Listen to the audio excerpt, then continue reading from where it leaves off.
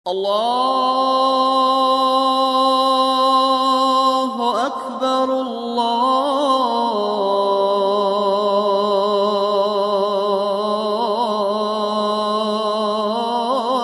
الله أكبر أشهد أن لا إله إلا الله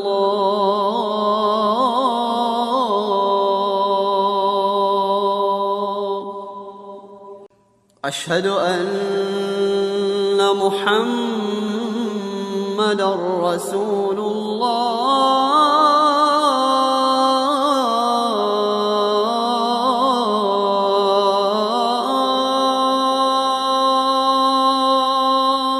Auzu billahi minash-shaytanir-rajim. Bismillahir-rahmanir-rahim. Wassalatu wassalamu ala rasulillah. Chers frères en islam, qu'il me soit permis de vous adresser le salut des hommes du paradis, le salut fraternel, le salut de la miséricorde, le salut d'Allah Azza wa Jal. Salam alaikum wa rahmatullah wa barakatuh.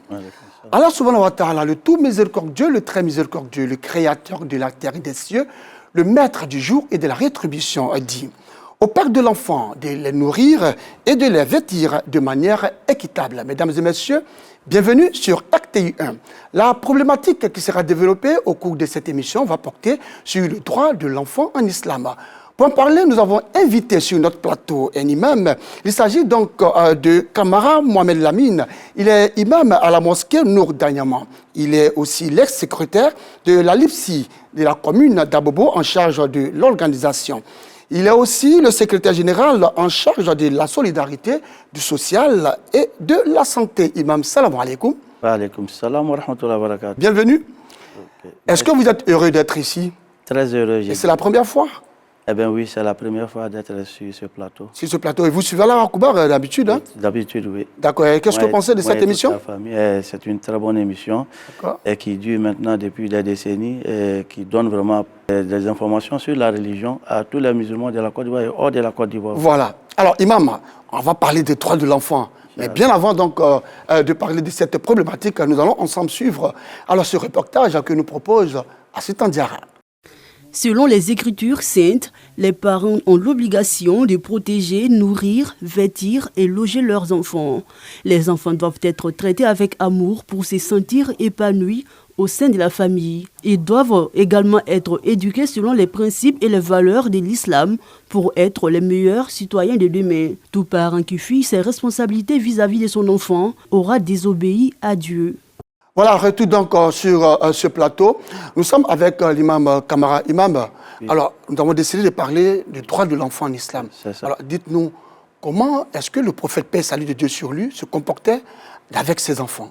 Salam alaikum wa rahmatullahi wa barakatuh. Wa alaikum salam wa rahmatullahi wa barakatuh. Le prophète, sa relation avec les enfants, je ne dirais pas ses propres enfants, tous les enfants de façon générale, c'était une relation fraternelle, amicale. Conviviale. Conviviale, oui. C'était l'amour. Voilà. Donc le prophète, il était un bon exemple voilà, dans ce cas-là. Alors justement, on le sait, hein, les enfants sont une miséricorde pour les parents. Ce n'est pas donné à tout le monde. Allah subhanahu wa ta'ala ne donne pas l'enfant à tous les parents. Certains peuvent se marier et tout ça, mais peuvent ne pas avoir d'enfant. Donc l'enfant est une miséricorde. Alors, quel est son droit, l'enfant musulman? Lorsque vous vous mariez, vous avez un enfant. Alors, quel est le droit de l'enfant sur les parents? D'accord, il faut dire que l'enfant musulman a des droits sur les parents. Et les droits sont très nombreux. On peut citer parmi les droits le droit à l'éducation, le droit à l'identité, le droit à la santé, le droit même aux vêtements et le droit au divertissement.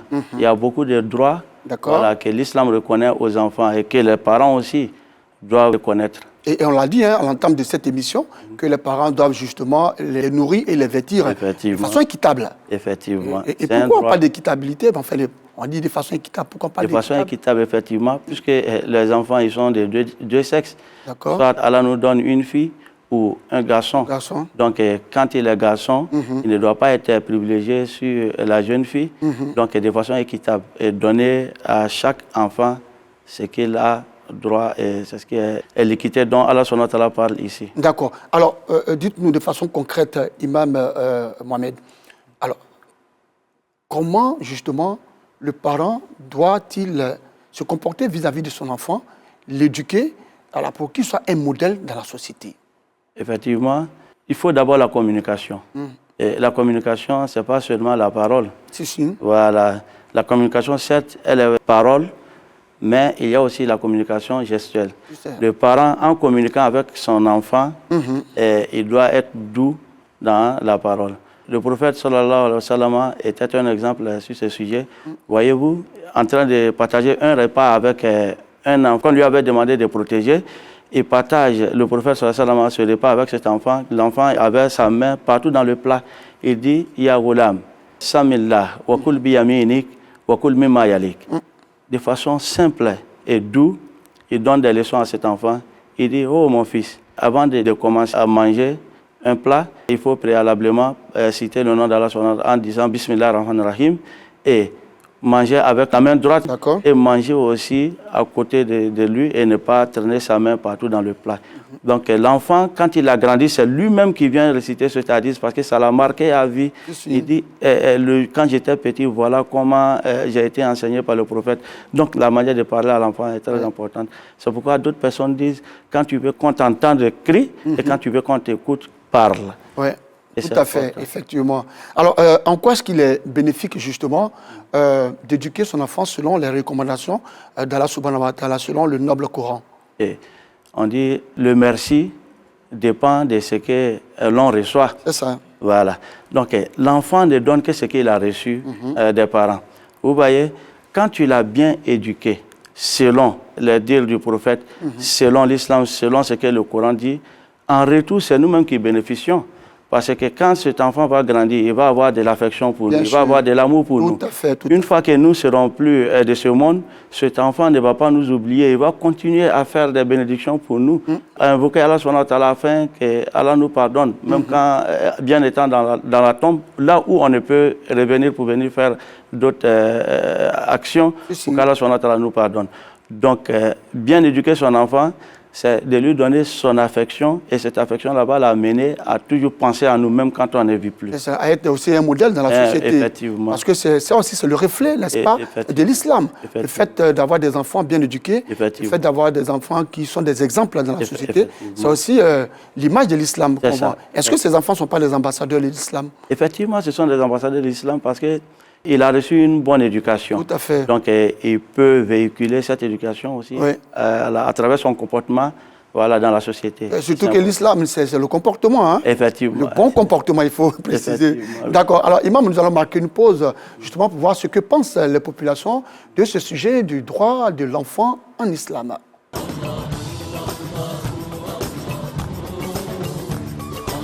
L'enfant a un droit dans la famille. Il a un droit dans la famille. Mais il faut suivre le conseil de ton père. Si ton père te dit de ne pas faire ça, il ne faut pas faire. Un enfant a droit à l'islam. Parce que si Dieu t'a donné un enfant, c'est le plus bon cadeau du monde entier. L'argent, un enfant est mieux que l'argent. Un enfant est mieux que tout. Si Dieu t'a donné un enfant, il t'a donné grande chose. Son droit, s'il a 4 ans, 5 ans, il faut le mettre au Coran. Ils vont leur enseigner, il va connaître le surah, de prier. Le tahiyya, fatiha, il va connaître tout pour prier. De là, tu es en train de le suivre, il faut l'éduquer toujours. Le prendre, si tu vas aller dans une bonne cérémonie, tu le montes, tu vas avec lui. Soit un mariage comme ça, ou un baptême comme ça. Là, comme ça, il est en train d'apprendre la vie dans l'islam. Surtout à la mosquée. Tous les vendredis là, pour venir à la mosquée, il faut aller avec lui. Là, si suit ça, il va croire que c'est que mon papa suit, c'est ça qui est bon. Il faut l'apprendre, on apprend à l'enfant tout. Le plus cadeau que Dieu a donné à l'homme, c'est l'enfant. Si l'enfant a raté, toi tu as raté. Il faut qu'un enfant soit bonne chose, un bon homme, un bon musulman surtout. Donc il ne faut pas le laisser comme un mouton. L'enfant est très enveloppé, très important. Aujourd'hui, nous qui avons 60 ans, on est fatigués, qui peut venir au secours? cet enfant. Si tu n'as pas éduqué bien là, tu as essayé. C'est Dieu que nous gagnons tous. Enfant, c'est quelque chose. Si tu l'as éduqué, une bonne chemin qu'il a pris, toi tu es bénéfice, enfant est bénéfice, la maman est bénéfice, la communauté est bénéfice, même le pays bénéficie son enfant. L'enfant a un droit. Lorsque l'éducation a raté, dès que le départ c'est gâté. Donc un enfant, le droit c'est quoi? Il faut lui montrer, c'est comme ça l'islam, c'est ça l'islam, c'est ça qui est dans l'islam, ça c'est bon, ça c'est pas bon. Fais ça, fais ça. En allant à la mosquée, l'enfant réveille-le, même s'il ne peut pas aller à la mosquée. Ah, lève-toi, tu vas prendre l'ablution, tu vas prier. Ou bien attraper l'enfant, allons à la mosquée. Comme ça, tu es en train de lui montrer la mosquée, comment les choses se passent. Maintenant, mets l'enfant dans une école, que ce soit école coranique, école l'autre côté, tout ça là c'est bon. On ne fait pas un enfant pour le mettre dans le monde comme ça. C'est l'enfant, voilà ton monde, le monde, voilà ton enfant. Ça, c'est pas bien. Donc, l'enfant, il faut le éduquer. À partir de 7 ans, il faut commencer à lui dire, bon, comme ça on prend l'ablution, c'est comme ça on fait, c'est comme ça ça se passe. Après ça, 10 ans, tu as prié? Non. Si tu n'as pas prié, prenez chicotte pour lui effrayer. Parce que quand tu ne connais pas, demain, c'est moi, ils vont dire que ton papa avait mal fait, c'est à cause de ça que tu es devenu comme ça. Et quand on dit que ton enfant est mal éduqué, c'est toi, mais ils sont en train d'injurer. Ça, l'enfant a un droit, voilà le droit de l'enfant d'abord, mais c'est toi-même qui dois montrer le droit à l'enfant. Après toi, maintenant l'enfant dit, ah mon papa m'avait dit ça là, c'est moi je n'en pas sûr. L'enfant même à l'image de ses parents, un enfant doit être éduqué, bien éduqué islamiquement, sinon un enfant délaissé dans la rue devient un rebelle. On doit éduquer les enfants, au moins en venant à la mosquée, tu dois éduquer l'enfant, regarder les sorties, les entrées, même les amis. Tout doit être contrôlé. Les parents sont les premiers éducateurs de l'enfant. Bon, aujourd'hui en islam, on constate que nos parents ont démissionné dans l'éducation des enfants. Bon, avant, nos parents nous donnaient des éducations avec l'entourage de tout le monde, le voisinage, qui étaient les premiers éducateurs de l'enfant. Aujourd'hui, on voit les parents ont pris les activités de revenus. Ils ont oublié l'éducation de base qu'ils doivent donner aujourd'hui à leurs enfants. Retour sur le plateau, ces fidèles étaient au micro donc de Assitan Diarra et de Enza Traoré. Alors, Imam, certes, nous parlons du droit de l'enfant en islam, mais il faut aussi faire remarquer qu'en Afrique, il y a aussi cette journée-là qui leur est dédiée. Il s'agit donc de la journée de l'enfant africain, alors, qui est célébrée tous les 16 juin. Voilà. Mais alors, dites-nous, qu'est-ce que vous pensez déjà de cette journée? Voilà, le fait qu'il y ait une journée dédiée à l'enfant africain. C'est une bonne chose parce qu'il s'agit d'appeler là les parents ou les adultes à respecter les droits de ces enfants-là. Tout à fait. Ils n'ont pas demandé à venir. Ce sont des êtres dociles, innocents, effectivement. Donc, s'ils sont là, ils ont besoin d'affection. Et pour que cette affection-là leur soit donnée, il faut qu'on puisse respecter leurs droits. Donc, c'est une bonne chose de commémorer. De se commémorer. Mais justement, qu'est-ce qui a suscité justement cette commémoration, selon vous, Imam? Est-ce qu'il y a eu un problème dans la société pour que ces enfants-là soient justement célébrés tous les 16 juin? Effectivement, l'information que nous avons reçue sur ce sujet, c'est que le 16 juin 1976, en Afrique du Sud, il y a des enfants noirs qui ont été... À Soweto précisément. À Soweto précisément, oui. Qui ont été massacrés par la population blanche. Tout à fait. Donc, raison pour laquelle le monde a décidé de célébrer ces enfants-là le 16 juin de chaque année. Mais selon vous, quelle est l'importance de cette journée? Oui. On se dit que c'est passé depuis 1976. Est-ce qu'il y avait besoin justement de célébrer tous les ans ces enfants? Est-ce que c'est vraiment important, utile, cette journée? Effectivement, c'est important et c'est utile. C'est un rappel. Voilà, c'est un rappel. En islam, le rappel... Le rappel est important. Tout à fait. Voilà. Donc, c'est tout à fait important de commémorer cette journée. Et ça aussi, c'est pour dire halte, justement, à la souffrance des enfants. Voilà, parce que l'enfant, il faut justement le protéger. C'est ça. Voilà. Et l'islam accorde beaucoup de sollicitude, n'est-ce pas, à l'enfant. Alors, dans le noble courant, est-ce que l'enfant, il a une importance est-ce que l'enfant est utile? C'est vrai vous avez mentionné un certain nombre de choses, mais on connaît, on sait beaucoup de parents qui n'apportent pas trop d'importance à l'enfant. Parce qu'on voit tous les enfants, vous allez dans mon quartier à Bobo, Dereraï, moi j'ai grandi à Dereraï. Voilà, je sais un peu comment les enfants sont là-bas. Moi, tous les week-ends, je retourne à Bobo, chez moi. Mais je vous dis qu'il y a des enfants qui sont issus de familles musulmanes, mais qui sont laissés pour compte, qui sont laissés comme ça, qui ne sont pas bien vêtus et tout ça. C'est pour cela que je demande, que dit le Coran? Donc, je pense que ces parents qui négligent ces enfants-là et leur éducation, je pense qu'ils n'ont pas bien compris l'islam. Voilà. Parce que l'islam nous incite à tout moment de bien éduquer les enfants et d'être toujours regardants sur leur santé, même leurs vêtements, comme le verset que vous venez de citer à l'entame de l'émission. Oui. Donc, ces parents, ils doivent toujours respecter le droit des enfants. Le droit des enfants. Voilà. Donc, il ne faut pas laisser ces enfants-là traîner à la rue. Et ils n'ont pas demandé à venir, comme on l'a dit. Bien sûr. Nous qui avons demandé leur arrivée à Allah et il nous l'a accordé, donc à nous de nous en charger. On se dirait même comme ça que, est-ce que ces parents-là ne comprennent pas le message que certaines familles qui n'ont pas d'enfants, et vous avez des enfants, vous ne prenez pas soin de ces enfants. Est-ce que vous comprenez bien ce message? C'est une manière pour ces parents de se désengager. Ces enfants n'ont pas demandé à venir. C'est nous qui avons demandé à Allah de nous donner des enfants. Donc quand ils sont là, il faut qu'on prenne notre responsabilité. Il ne faut pas fuir sa responsabilité. D'accord. Il faut être toujours là, il faut répondre toujours présent quand il s'agit vraiment des droits de ces enfants. On voit les enfants chez moi à Bobo là, qui ne sont pas chaussés. Effectivement. Imam, vous pas seulement à Bobo, c'est un peu partout. À Niama, même chez vous, autour des mosquées, la mosquée, votre mosquée, la mosquée Salam, vous voyez des enfants musulmans qui ne sont pas chaussés. Alors qu'est-ce que vous faites? Est-ce que vous interpellez les parents? Est-ce que vous essayez de les sensibiliser? Effectivement. Nous les sensibilisons. Il y a des campagnes de sensibilisation à l'endroit des parents pour qu'ils soient regardants sur ces droits-là, les droits que l'islam confère aux enfants. Et il y a aussi, je pense que même avec la fondation Djigui, la Grande Espérance, nous avons élaboré une charte, une charte des droits et devoirs des enfants, contextualisée à la Côte d'Ivoire. Et fondation pilotée par l'imam Sissé Djigiba, l'imam principal de la mosquée Salam du Plateau.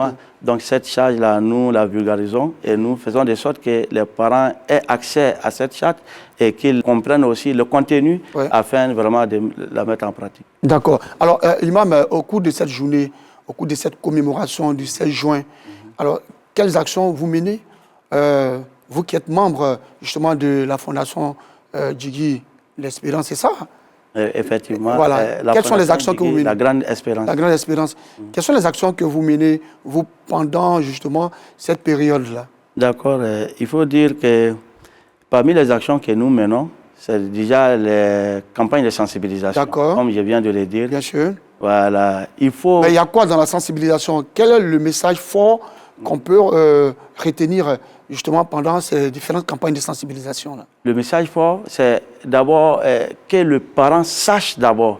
Pourquoi il est musulman? Effectivement, parce le parent musulman, qu'il sache que les enfants ont des droits. C'est important. Mais justement, il faut que le parent lui-même sache pourquoi il est musulman. Pourquoi il est musulman. Parce que quand on sait pourquoi on est musulman, je pense qu'on a plus grande chose à inculquer à ce parent. Effectivement. D'accord. Vous voyez, nous vivons dans une société, on va dire la société africaine, où j'ai l'habitude de dire nous vivons entre trois lois. Il y a la loi de l'État, la loi de la religion et les lois de notre tradition. Vous voyez? Donc souvent on est musulman, on pratique plus les lois de la tradition que les lois de la religion. Vous voyez?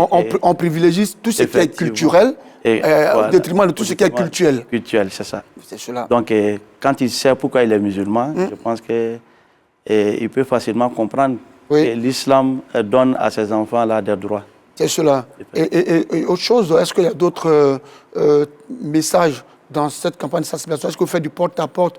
Est-ce que vous allez dans les mosquées? Est-ce que vous demandez dans les différents sermons de sensibiliser aussi les parents? Effectivement. Au niveau de la fondation, nous sommes en train de faire un guide de sermons sur l'éducation des enfants. Voilà, le droit aussi de l'enfant. Le droit des enfants qui n'a pas été finalisé d'abord. Donc tout ça, quand ça va finir, nous mettrons à disposition des imams ce guide-là qui pourront vraiment les utiliser aussi lors des vendredis. Sinon, il y a déjà des imams qui le font déjà, voilà, qui le font ont anticipé. Et j'en fais partie. Voilà, justement, j'allais même poser la question, est-ce que l'imam Camara lui-même dans sa mosquée, la mosquée nous d'Anyama, est-ce que là-bas aussi vous... Mais comment est-ce que les fidèles perçoivent cela justement? Mais oui. Parce qu'il y a ce qu'il faut retenir, c'est qu'on le dit, on l'a compris, mais est-ce qu'on met cela en pratique? Effectivement, oui. Vous voyez, à chaque fois quand on a abordé ce thème-là dans notre mosquée pendant le vendredi, après c'est des témoignages qui suivent. D'accord. Je me rappelle bien, j'ai été à une mission à l'intérieur du pays. On était censé communiquer avec des parents musulmans et chrétiens. Et lors de notre entretien avec ces parents-là, il y a un pasteur qui a pris la parole pour dire que le jour du décès de son papa était le jour le plus heureux pour lui. Et la salle a commencé à crier. On leur a demandé de lui laisser le temps de s'expliquer. Et il explique que son papa était tellement méchant avec eux. Et quand il est décédé, c'était la paix qui revenait à la maison pour lui et ses frères. C'était la fête. Pendant que les autres personnes du quartier étaient tristes, eux dans la cour, dans la maison même du défunt, ils étaient très heureux. Vous voyez. Donc pour dire, quand on fait la sensibilisation, on fait du porte-à-porte, on communique avec les gens comme ça, donc ça les amène à comprendre souvent comment il faut se comporter avec son enfant. Effectivement. Donc quand vous n'êtes pas là, que cet enfant-là puisse aussi faire des sacrifices pour vous. Parce que c'est vraiment important. D'accord. Alors, Imam, vous avez parlé de justement cet hadith du prophète Moussa. Alors, qu'est-ce que vous avez à dire là-dessus?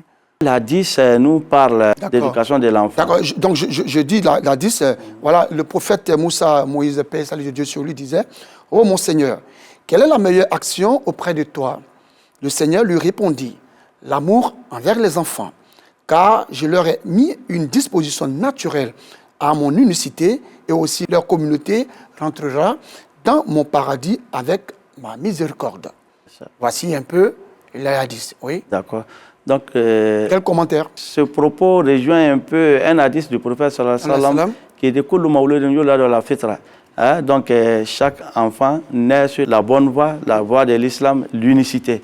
Donc, cet hadith rejoint le propos du prophète Moussa. De Moïse, rejoint l'hadith du prophète paix sallallahu alayhi wa sallam. Donc, pour dire que les religions sont pareilles. L'islam et la religion de Moïse, c'est la même religion. Et encore, toutes les religions prônent, je veux dire, l'amour des enfants et appellent aussi à respecter leurs droits. Toutes les religions sans distinction. Tout à fait. Alors, dans la religion musulmane, il n'est pas rare de voir un parent prendre un fouet et puis corriger l'enfant. Effectivement. Est-ce qu'en islam, c'est permis qu'on utilise le fouet pour éduquer un enfant? On va dire que le prophète ne l'a jamais fait. Voilà. Et Allah nous dit, vous avez notre prophète, le noble prophète Mohammed sallallahu alayhi wa sallam, le bon exemple. Donc comme il ne l'a jamais fait, et donc il faut suivre son exemple. Tout à fait. Chers parents, il ne faut jamais utiliser le fouet pour justement éduquer vos enfants, parce que ça laisse des traces. Et comme l'a dit l'imam sur le plateau, un pasteur, voilà, qui s'est réjoui, n'est-ce pas, du rappel à Dieu de son père.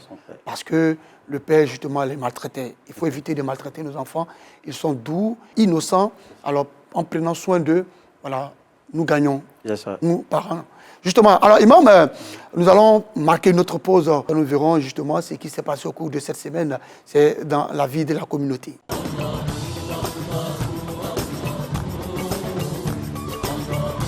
40 personnes en difficulté reçoivent individuellement la somme de 125 000 francs CFA. Ce geste est la matérialisation du soutien de la Fondation Zakat aux personnes en difficulté. La Fondation Zakat, créée depuis 14 ans pour véritablement venir en aide à la communauté, surtout celle qui est vulnérable, la communauté musulmane.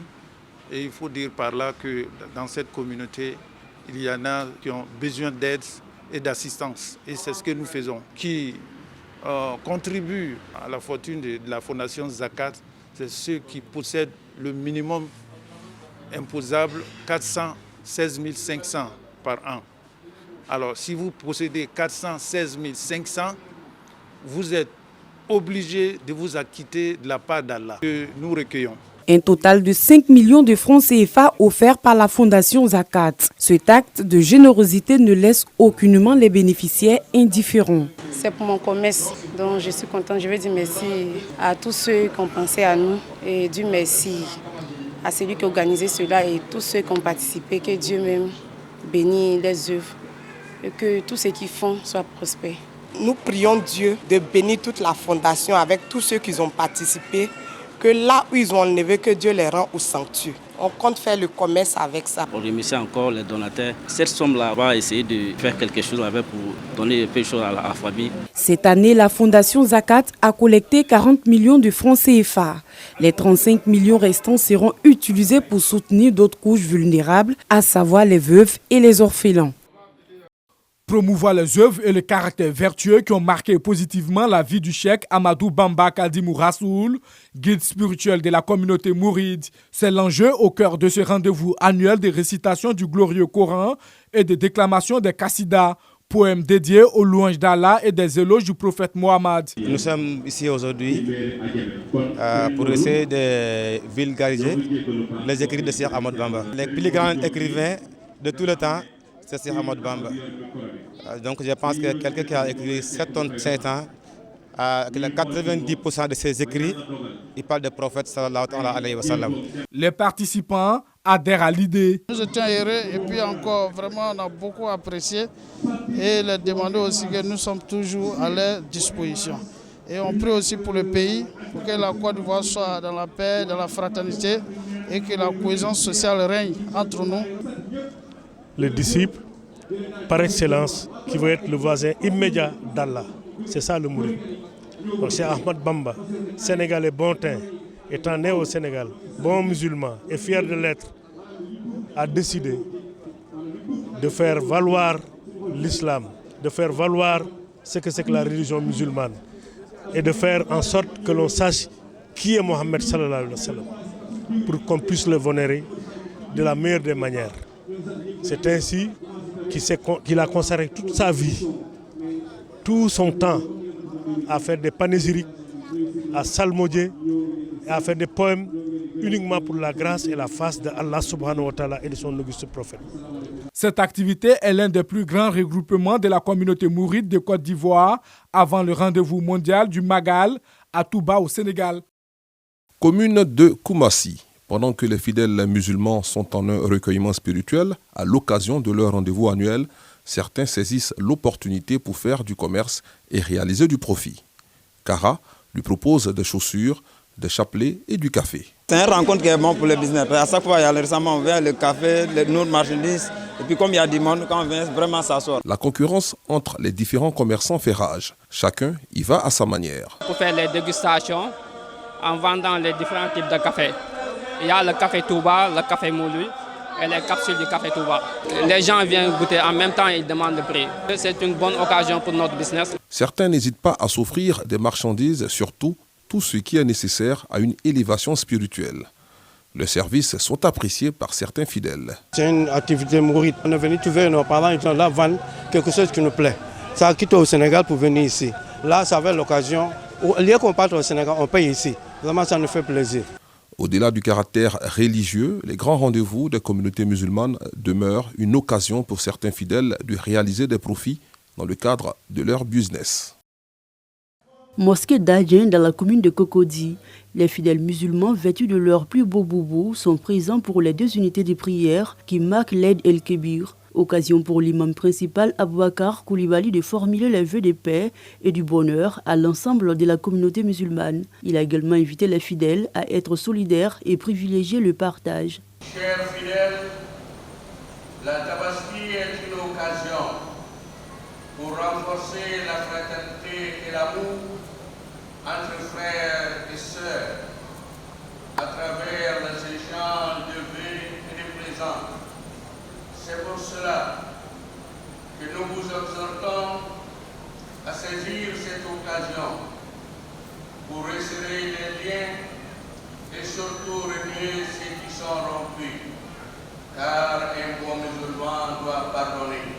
Les pluies diluviennes n'ont pas entravé la motivation des fidèles musulmans d'accomplir le sacrifice d'Abraham. L'Aïd al-Adha, ou la fête des sacrifices, est célébrée 70 jours après la fête des Ramadan. Voilà, c'était là donc l'avis de la communauté. Merci à tous nos reporters. Alors, Imam, comment aujourd'hui, je dis aujourd'hui parce que de nos jours, il y a une éducation qu'on donne aux enfants. Mais par le passé, nos parents, et eux aussi leurs parents, avaient une autre façon aussi de donner l'éducation. Alors, comment, justement, communiquer avec son enfant afin qu'il comprenne voilà, le bien fondé de ce que vous faites pour eux, ces enfants-là? C'est ça. La communication n'est pas seulement la parole. Tout à fait. La communication qui est gestuelle. Donc, le parent lui-même doit être un bon exemple pour l'enfant. Et il faut éviter toujours la négation. Voilà. Ne fais pas, ne fais pas.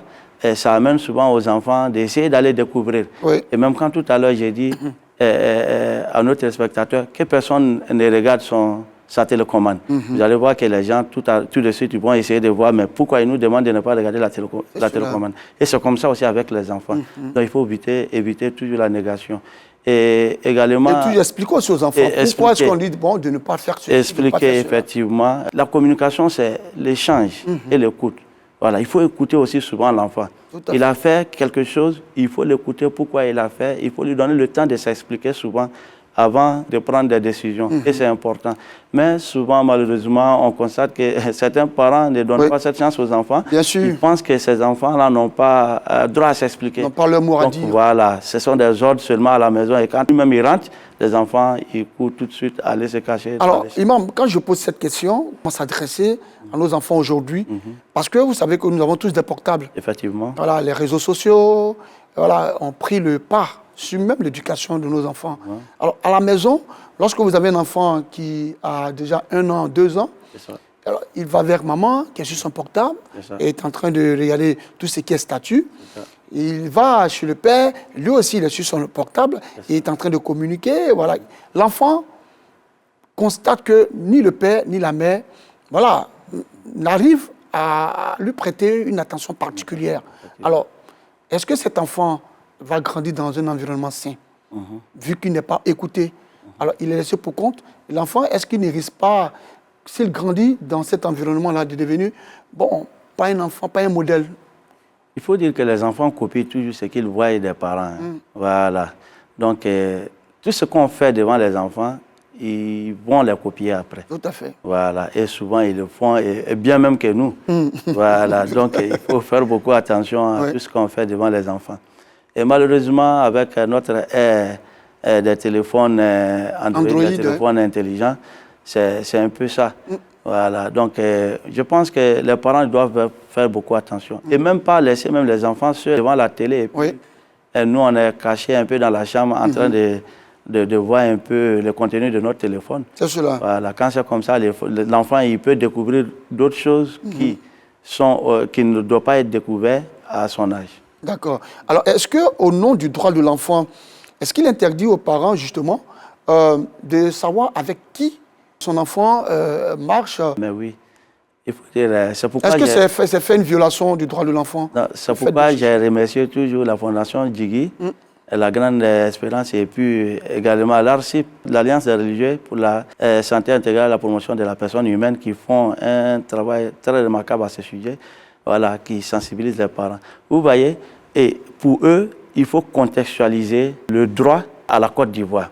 Nous sommes effectivement dans un monde où tout est régi par, on va dire, les lois, effectivement. Mais dans notre contexte aussi africain, il faut travailler là-dessus beaucoup, c'est important. Donc chez nous, l'Africain, c'est l'Africain. Donc on fait de sorte qu'on respecte l'autre loi, mais la religion aussi soit... il y a quelques recommandations qu'il faut respecter aussi. C'est pourquoi, au niveau de la Fondation Djigui, la Grande Espérance, les enfants n'ont pas que des droits, ils ont aussi des devoirs. Effectivement. D'accord. Un enfant de 1 an, il a un devoir? Effectivement, un enfant d'1 an, il a des devoirs. Ah bon? Effectivement.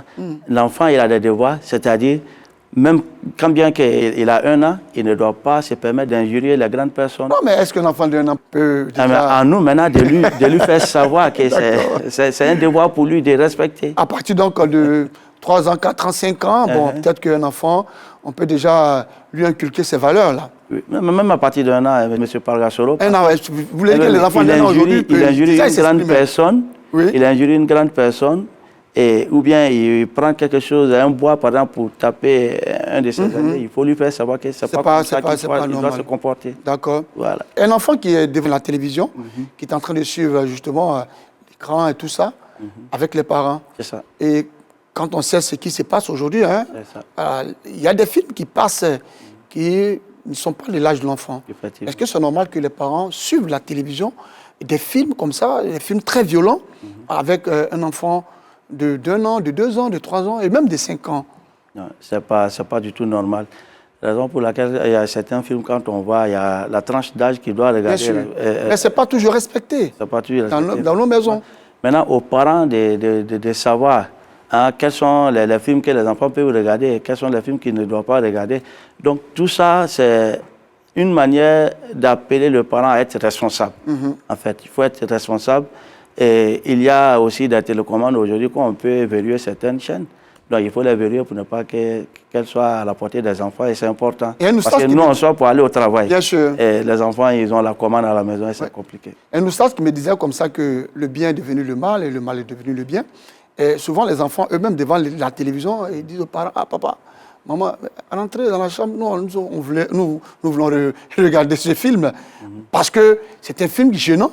Et donc, les parents auprès des enfants, c'est gênant. Contrairement, voilà, par le passé, on n'avait pas justement cette latitude-là de venir nous asseoir auprès de nos parents pour suivre la télévision. Donc, quand un élément comme ça doit passer, pourquoi est-ce qu'on accepte que les enfants nous demandent de nous lever et puis on respecte cela? Et justement, c'est là le problème. On ne doit pas accepter en fait et on ne doit pas leur donner l'occasion de nous demander. Est-ce que ça n'a pas violé aussi leur droit, le fait de ne pas accepter?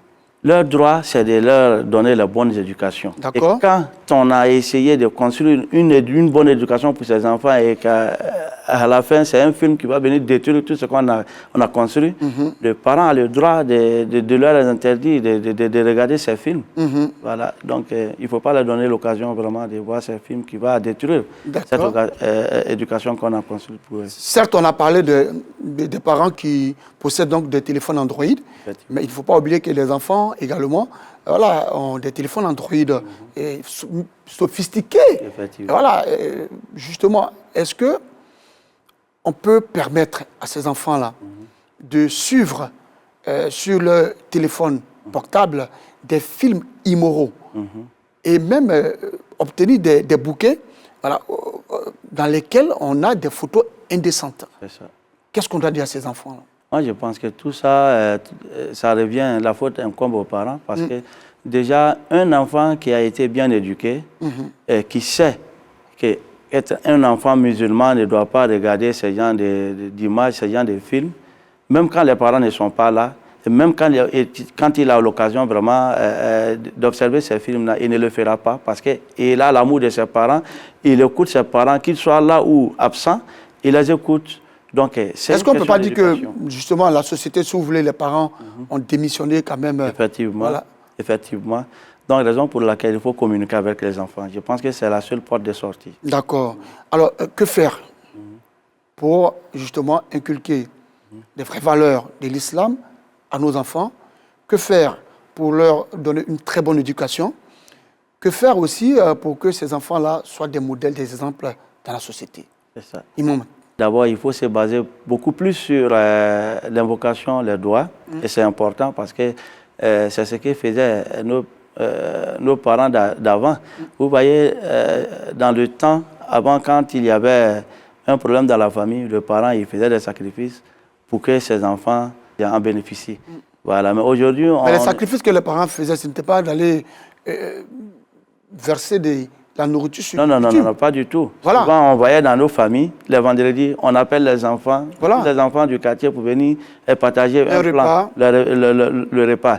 Donc, tout ça, le but derrière, c'était qu'Allah subhanahu wa ta'ala rend cette famille-là meilleure. Tout à fait. Voilà, mais tout ça tend aujourd'hui à disparaître. Voilà. Et même quand le prophète est passé, paix et salut d'Allah sur lui, avaient l'habitude aussi de faire des bénédictions pour leurs enfants. Voilà. Et on a demandé au prophète, sallallahu alayhi wa sallam, et il a dit, Ana da'watu Abi Ibrahim. Il dit, moi-même, le prophète Mohammed, j'ai su le fruit de l'adoration ou de la bénédiction de mon père Ibrahim. Tout à fait. Donc c'est important. Il faut beaucoup faire la prière au nom des enfants et aussi faire des sacrifices en leur nom. Et également communiquer beaucoup avec les enfants. Communiquer, surtout dans notre monde d'aujourd'hui. Quand on cache une vérité à un enfant, il faut s'assurer que cet enfant va aller chercher cette vérité-là. Il va découvrir. Il va découvrir effectivement. Et quand avec quelle personne il va découvrir cette vérité. Donc si la personne n'est pas sur un bon chemin, un droit chemin, donc la personne, l'enfant, il va dériver. Voilà. Donc il faut donner des informations justes à l'enfant. Il faut permettre à l'enfant de communiquer, de s'approcher de nous et qu'il n'ait pas peur de nous. Et je pense que c'est la seule porte de sortie. Là. Voilà, Imam Kamara, il y a une question qui me traverse l'esprit. Il s'agit de ce père de famille qui aura tout donné à son fils. L'éducation islamique, les vraies valeurs de l'islam, qu'il est éduqué, n'est-ce pas, en suivant justement les recommandations d'Allah subhanahu wa ta'ala et ce qu'a dit le noble Coran. Et quand l'enfant prend de l'âge, il grandit, l'enfant ne suit plus justement étant responsable, qui est déjà étudiant, j'allais dire, qui est même peut déjà travailler dans la société. L'enfant ne suit plus justement l'éducation que le père lui aurait inculquée. Alors, est-ce qu'aujourd'hui, on pourrait dire que cela est de la faute du parent ou alors c'est parce que l'enfant a voulu que la société l'éduque autrement?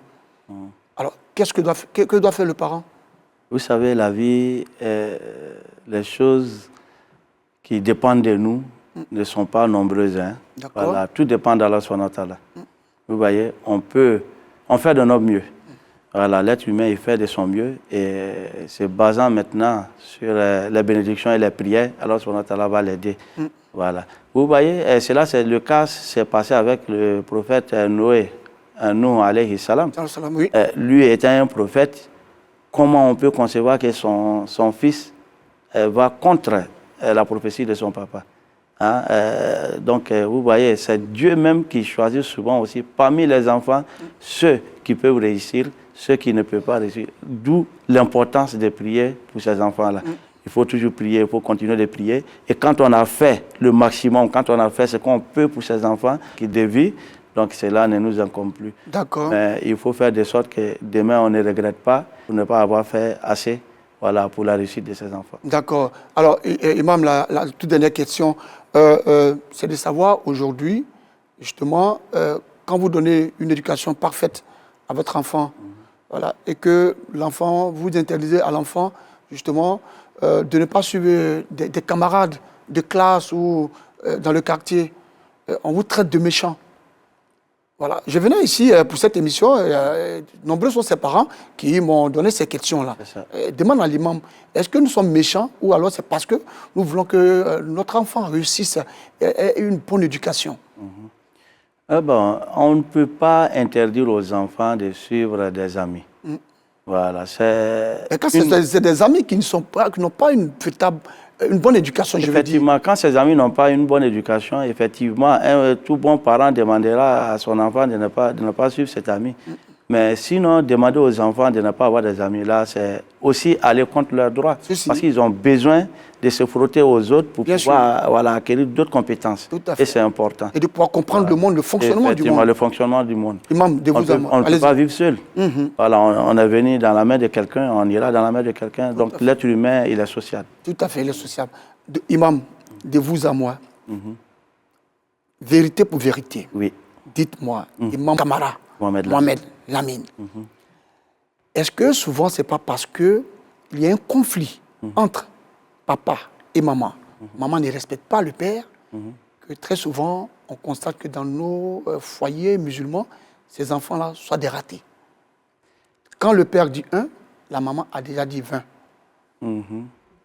Donc, pour répondre à cette question, je pourrais dire que oui, effectivement, ce genre de situation peut amener l'enfant à déraper, effectivement, mais ce n'est pas la seule situation qui amène l'enfant à déraper. Il y a beaucoup d'autres facteurs. Oui, on le sait. Mais est-ce qu'ici, quel est le message que vous voulez lancer justement à ces mamans, à ces jeunes filles aujourd'hui qui sont mariées? Vous le savez, vous célébrez beaucoup de mariages dans vos mosquées. Ce sont tous des jeunes. Alors, qu'est-ce que vous leur dites à ces femmes-là, ces jeunes filles-là, qui vont dans un foyer?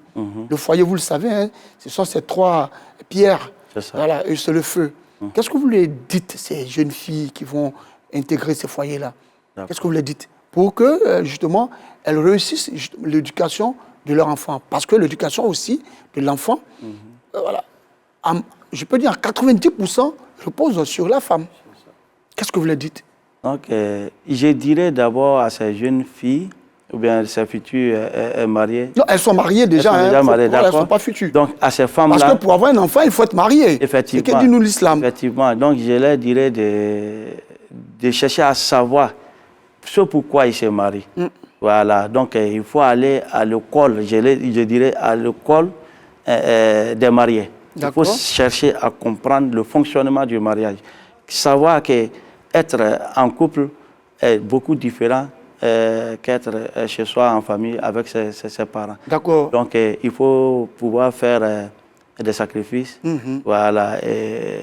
Respecter vous êtes surtout. Justement, respecter surtout. Vous êtes en train de nous dire que lorsque vous respectez votre époux, effectivement, en tout cas, les enfants ont la baraka. Effectivement. C'est ce que vous dites? C'est ça. Voilà. Et donc, Allah subhanahu wa ta'ala nous dit, femmes, respectez vos époux. Et puis, voilà, soumettez-vous à vos époux. Effectivement. Et les hommes aussi, Allah subhanahu wa ta'ala nous dit, respectez vos épouses. Voilà. Alors, Imam, chers téléspectateurs, sachez que nous avons une très bonne nouvelle pour vous. Allah Wakuba Vacances aura lieu cette année encore, édition 2024. C'est pour très bientôt. Alors, nous vous donnerons justement des informations au cours d'une émission spéciale, une émission lancement, voilà, très bientôt. Voilà, donc bonne nouvelle. Alors, Imam, vous avez suivi Allah Wakuba Vacances, non? Eh bien oui. Voilà. Est-ce que vous aimez cette émission? Ça beaucoup. Eh, oui, oui. Je suis ça avec les enfants. D'accord. Ils aiment ça, ils adorent? Ils aiment, effectivement. On espère que cette année, vous viendrez avec les enfants. Hein, c'est gratuit. Ben oui. D'accord. Oui. Dès que ça commence, Inch'Allah, je serai parmi les premières personnes qui viendront assister avec les enfants. Voilà, très bien. Alors, Imam, nous allons vous permettre de résumer ce que nous avons dit ici aujourd'hui à Malinki. Alhamdulillah, wa salatu wa salam ala rasulillah, wa ala alihi wa sahbihi ajma'in.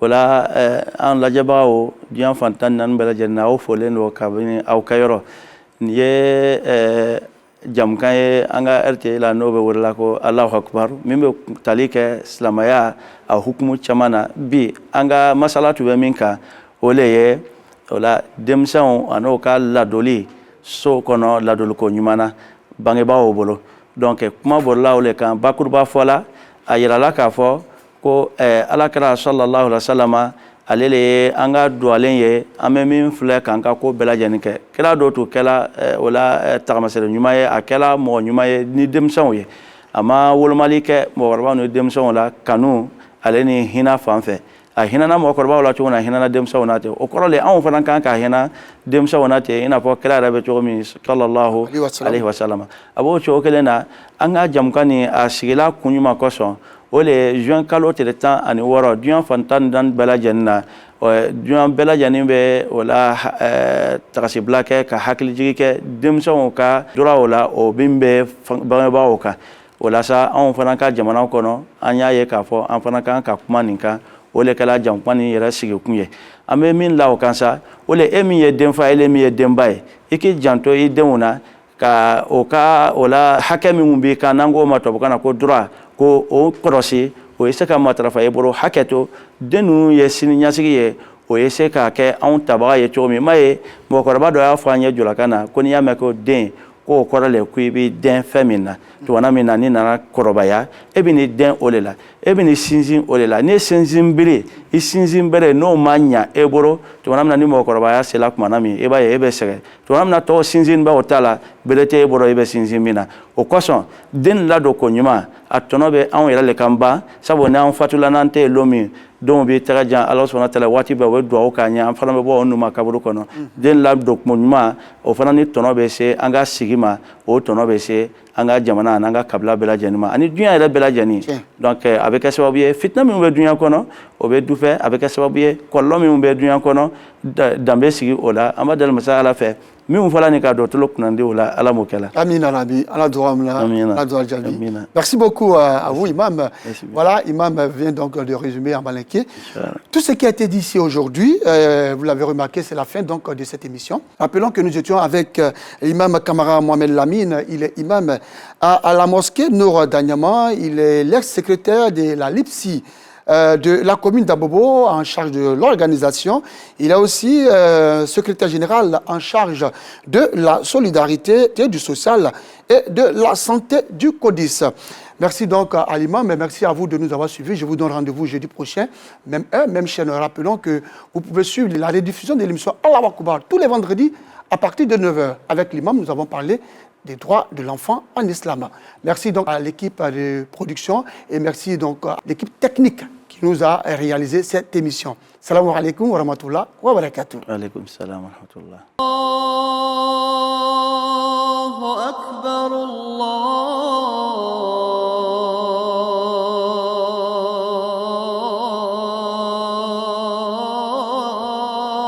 akbar. Ashhadu an la